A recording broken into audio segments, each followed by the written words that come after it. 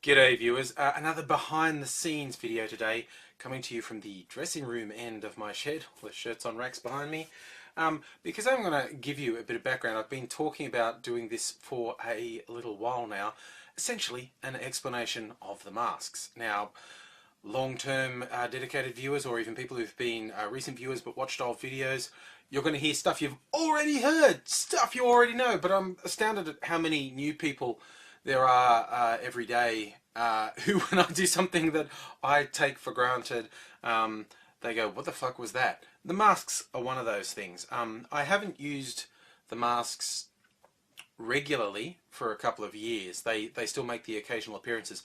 For the first 18 months, I wore a mask all the time, partly because I didn't want it to interfere with my day job, mostly because I didn't want it to interfere with my day job, but also I knew how to do character stuff with masks, so I could make it a strength rather than something I was hiding behind. I'll link you to a video where I explain all that, the big unveiling of my actual face. But yeah, it started, let me see, it's down here. Here's the original, the Mr. Angry mask. This one's old and worn out and needs to be replaced, which is what motivated me to do this in the first place. So I'll explain the core masks one by one. The Mr. Angry mask. This is what it looks like when I buy it from a shop. It's a full face mask. It's translucent. The design is based on a very old design, which was originally based on the actor Clark Gable. So don't say I never teach you anything. So the first thing I do with this mask is cut the jaw out. And the reason is it stops my voice from being muffled and makes it much more expressive. In fact, it makes it rather spookily come alive. Now that is not trial and error on my part. I will digress while I do this cutting. A lot of people say, well, you know, how do you get to be so good? How do you find it so easy to do these videos? Because most of my videos are fairly quick from idea to execution.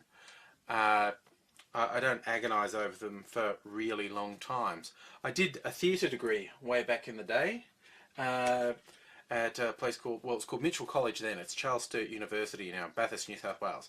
So there we have, you know, you cut off the smiley face and then you just get a marker and make some angry lines just to sort of accentuate the angry mood. Put the wrinkle lines in. Just got to give it a bit more expression because it is featureless. Make the lines a bit more definite. Bit more definite just to do that. Now, so there we have Mr. Angry. And this is the basic mask. Put it on. Now, it does two things. It's quite interesting because it's just a translucent mask. You wouldn't think it changes my appearance that much. But it has quite an effect. It's really quite disconcerting. And you know what's really disconcerting? What I've discovered? Anyone who wears this mask starts bearing a really disturbing similarity. A few people have done either collaborations with me or spoofs or parodies or, you know, even tribute videos wearing this mask, and people with totally different faces start looking disturbingly the same. See, Mr. Angry and, you know, just me. So it makes quite a difference. But there are a few people who use masks on YouTube, and it's usually an anonymity thing. I can't tell you strongly enough. Cut out the jaw on the masks, whether it's a rubber mask or a plastic mask. It just really brings them to life. Now, when I did my theatre degree, besides, we got trained in all sorts of things, including the traditional medieval style. We did Shakespeare. We did medieval commedia dell'arte, which was mask work, which was where archetypal characters like the Harlequin or Arlecchino and all these other stock characters from medieval Europe come out, and they're all defined by masks. And the thing is, once you learn to work with masks, masks start to speak to you. When you're a mask person, you can pick up a mask and a character comes out for you. You work with the mask for a bit, and the mask, you start to speak through the mask. It's not you, it's the mask and how you and the mask interrelate. I know, that sounds crazy. It's not really the case with the Mr. Angry mask, because that was preconceived. I was already blogging under the name AngryAussie, calling myself Mr. Angry, before I did videos. So when I went live, I wanted to do this. And some of the guys I went to college with, including Adrian, who I've been working with, he did the same course as me. He was in a devised piece where, besides using some of the traditional masks, they used the cheap plastic masks as well. And they just cut the jaw out of them. And I remember being stunned, thinking, God, that's a 50-cent mask from a party supply store, maybe $3 or $4 these days, from a party supply store. And all they did was cut the jaw out. And when it's got a real mouth, it just comes to life. It's quite amazing. But yeah, besides Mr. Angry, I decided at one point to branch out, get a few more masks, and I'll link you to some of these early ones. Have a sort of playlist of my mask videos below. And my first idea when Halloween came around, there were a bunch of Halloween masks that I like the look of, and I thought maybe they could be the different moods of Mr. Angry. And with these 4 masks, which were the first ones that I bought after that, there's a vampire, just a a demony ghouly thing. Another demony ghouly thing, and a witch. I thought maybe they could be different facets of Mr. Angry, but I didn't go that way. They ended up developing characters of their own, and those 4 in particular, over the years I've probably used, it would have been close to 20 different masks, I think, 20 different characters, maybe even more. But these 4 have been the standby, and I even came to refer to them as the 4 housemates of the apocalypse. I pictured them as sharing a house together, and they're not quite as badass as the 4 horsemen of the apocalypse. They're just the 4 housemates of the apocalypse, and of course the house they shared is my brain. They all share space up there, and they develop their own characters. Now again, this might sound mildly crazy, but once you work with masks, when you put them on and start talking, they start telling you who they are. How many times can I say this sounds crazy? I know it does. For instance, the vampire was supposed to look threatening, I think, but his lipstick and those rather arch eyebrows suggested to me he's just terribly flamboyant. And of the 4 housemates, Mr. Flamboyant is the most in control. He knows what's going on, he's comfortable in his life, and he just leads a very flamboyant lifestyle. I think he just kind of puts up with the others. So that's my flamboyant vampire. This one is clearly just crazy. There's another way. And in fact, I never gave him a more sophisticated name than Mr. Insane. And he's he's just prone to like insane giggles and taking dares of drinking household bleach and whatnot. It's all good fun. There's nothing to worry about in there. Oh no, it's all perfectly normal behaviour. Nothing to worry about there.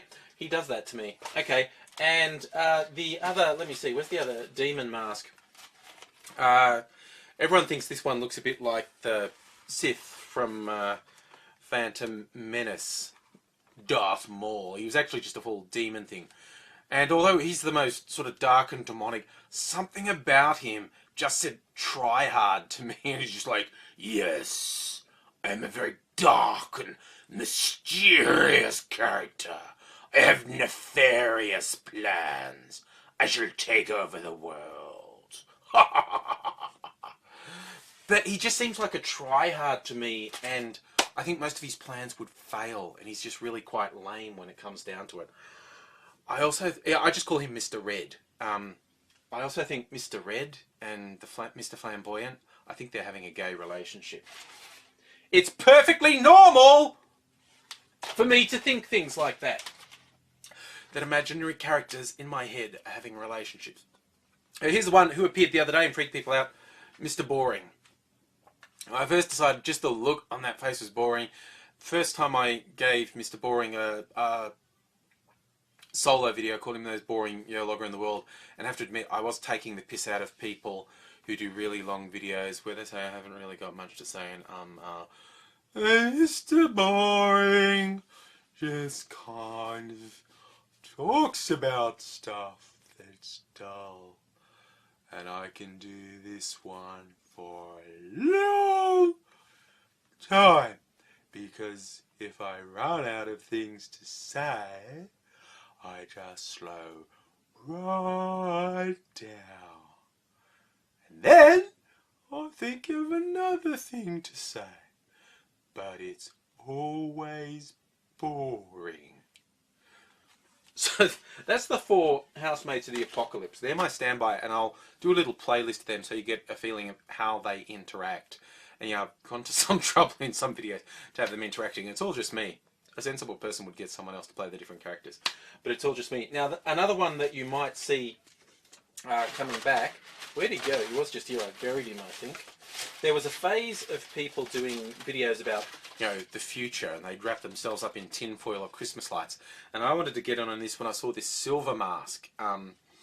And I call him the blogging bot from the future. Now, for him, I actually keep the...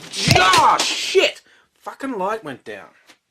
Turns out that light was precariously placed. Oh, well. Put an edit in there. Yes, okay, the blogging bot from the future. For him, I kept the jaw piece. I did cut it off, but when I do the blogging bot, I use spirit gum and glue that on, so I'm talking a robot. And greetings from the future.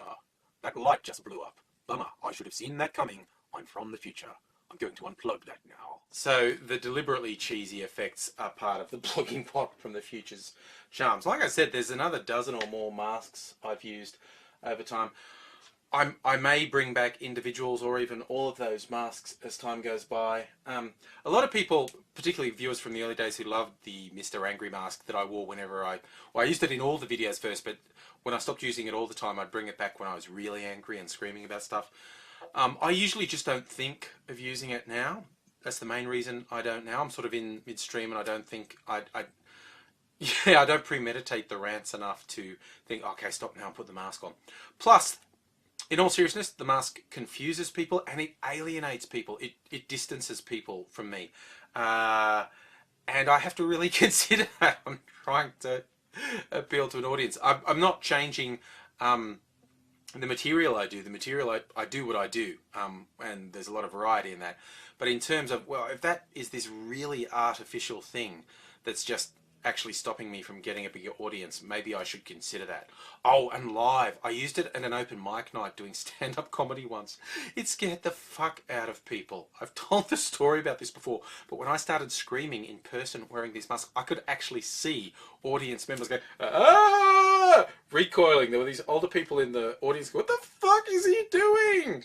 So yeah, not the best thing for an audience, really. I will just show you these ones. These are the most recent masks I bought, and I've used them a couple times. I just really like the look of them. And this is what I mean about seeing a mask and having it speak to you. They've got these bird beak type things. Again, these are based on a really old traditional style of mask.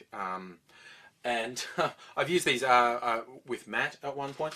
But to me, once these go on, these are very judgmental. They're very bird-like. They're bird-like movements. Ah! Don't like it. Have a bit of magpie noise, a bit of crow noise. Don't like it. They like to pass judgment on other people. Not something I do. They're pretty bloody annoying when it comes down to it, but there's a type of person who talks like this, and this mask seems to suit it. So, yes, there's an insight into my troubled mind and how I work with masks, and just to fill you in, because particularly when Mr. Boring appeared the other day, I know a few people like, the fuck was that? They're doing the Brownlow medal counts. That was fucking mental. What was that? It was a character that I've done before. A few people recognised and a few people didn't. So yes, if the masks start reappearing, this is just your primer for what the masks mean. And I will put together a little bit of a playlist of some of the better mask videos, so you know what I'm talking about, and maybe give you a bit of amusement to go through them. But yes, that's today's little backstage ramble, and I'll see you again soon.